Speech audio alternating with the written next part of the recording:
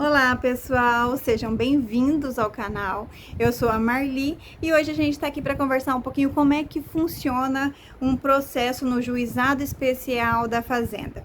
Você tem algum processo no Juizado Especial da Fazenda? Sabe quem são os autores, quem podem ser os autores, quem pode ser os réus ou requeridos? Qual é o valor da causa, o prazo que leva para uma ação tramitar no Juizado Especial? Qual a diferença entre o Juizado Especial da Fazenda e as varas que tratam de assuntos também da Fazenda? Você sabe quais são as diferenças? Vocês sabem todos esses detalhes? Se você não sabe, vem comigo para a gente conhecer agora o passo a passo de um processo no Juizado Especial da Fazenda. A primeira coisa que a gente precisa saber, quando se trata de Juizado Especial da Fazenda, quem pode ser os autores? Quem pode ser os autores? Qualquer um que utiliza o serviço público ou os servidores públicos que, de certa forma, também utilizam o serviço público. Por exemplo, você tem um problema de IPTU, você tem um problema de IPVA, você quer discutir valores, você não deve... Você está tendo uma cobrança indevida referente a isso. Se o valor não ultrapassar 60 salários mínimos, esses processos vão tramitar no Juizado Especial da Fazenda. Então, seja o seu problema seja você servidor ou seja você consumidor do serviço público, esses processos vão tramitar no Juizado Especial, desde que não ultrapasse 60 salários mínimos. Então, os primeiros requisitos básicos para uma ação tramitar no Juizado Especial da Fazenda é saber quem são os autores, que são eles servidores públicos ou usuários do serviço público, estados e municípios, no caso aqui, porque a gente está estudando exclusivamente Juizado Especial da Fazenda no quesito estadual e não no federal, porque também tem o Juizado Especial Federal, mas aqui a gente vai tratar só do Juizado Especial Estadual, que abrange as ações contra os municípios e os estados. Então, você teve algum problema com o estado ou com o município e o valor da causa não ultrapassa 60 salários mínimos, ele tramitará no Juizado Especial da Fazenda do seu estado, tá? Então, são 3 requisitos básicos: autor, usuário do serviço público ou servidor, terá que ser um ente público, estado, municípios, e o valor da causa não poderá ultrapassar as 60 salários mínimos. Cumprido esses 3 requisitos, vai tramitar no Juizado Especial da Fazenda Pública Estadual, ok? E aí? Como que eu sei os prazos, como que eu sei como é que funciona os trâmites processuais? Bem, vou resumir, vou tentar ser mais simples possível, né, para vocês entenderem certinho como é que funciona, qual é o prazo e tentar ser mais clara. Vamos lá.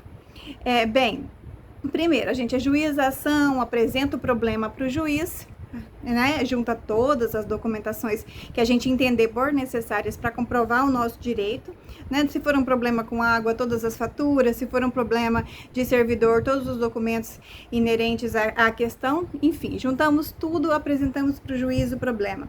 O juiz vai dar o primeiro despacho. O que é um despacho? O juiz vai falar os próximos passos a serem seguidos no processo.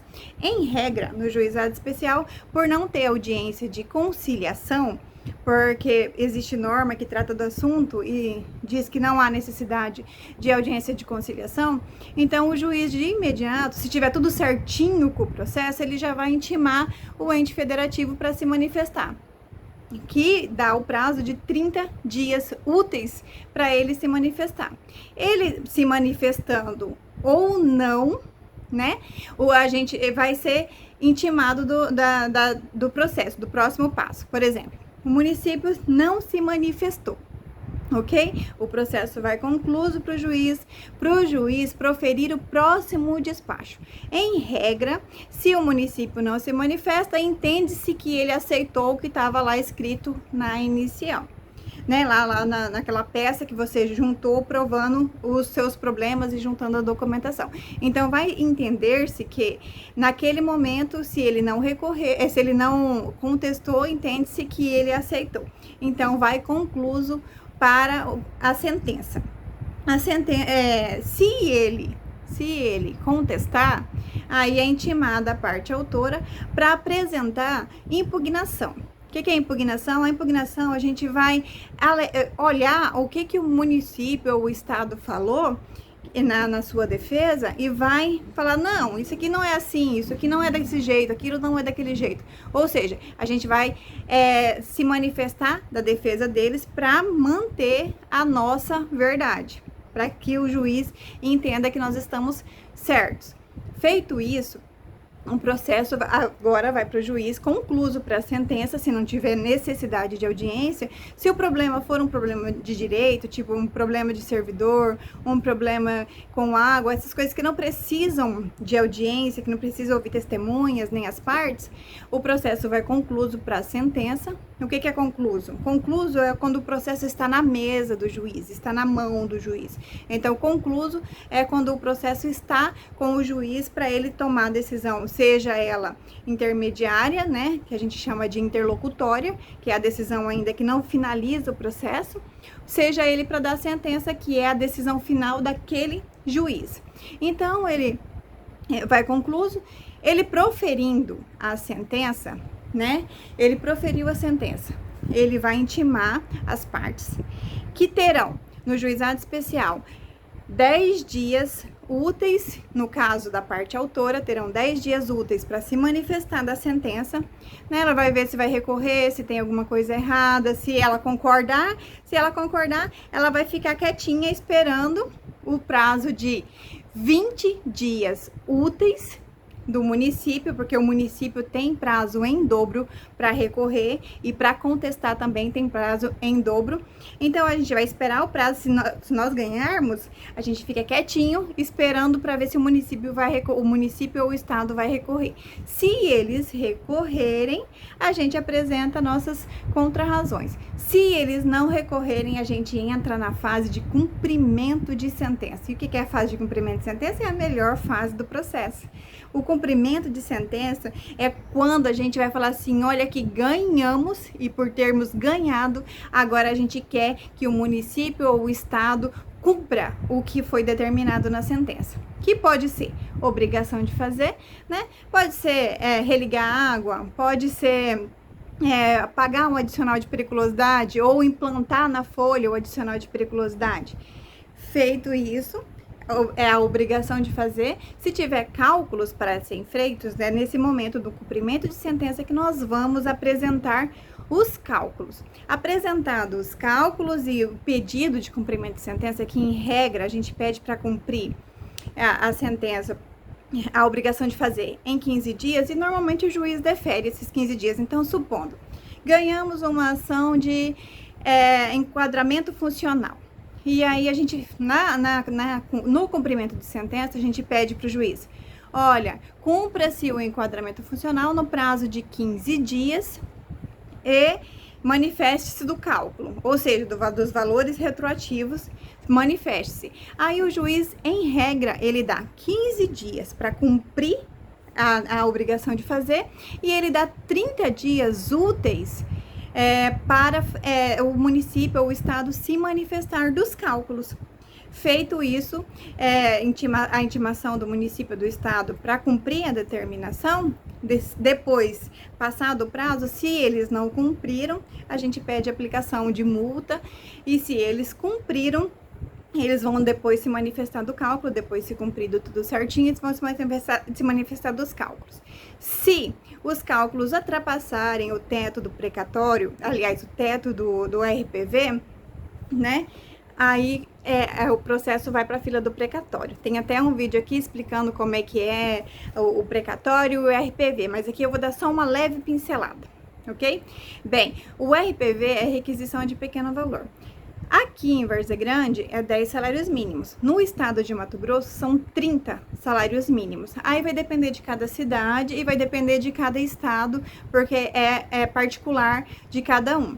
Mas aqui é assim: 10 salários mínimos Várzea Grande e 30 salários mínimos se for contra o estado de Mato Grosso, ok? Então, eu vou receber mais rápido se for menor de 10 salários mínimos em Várzea Grande e se for menor de 30 salários mínimos contra o estado do Mato Grosso.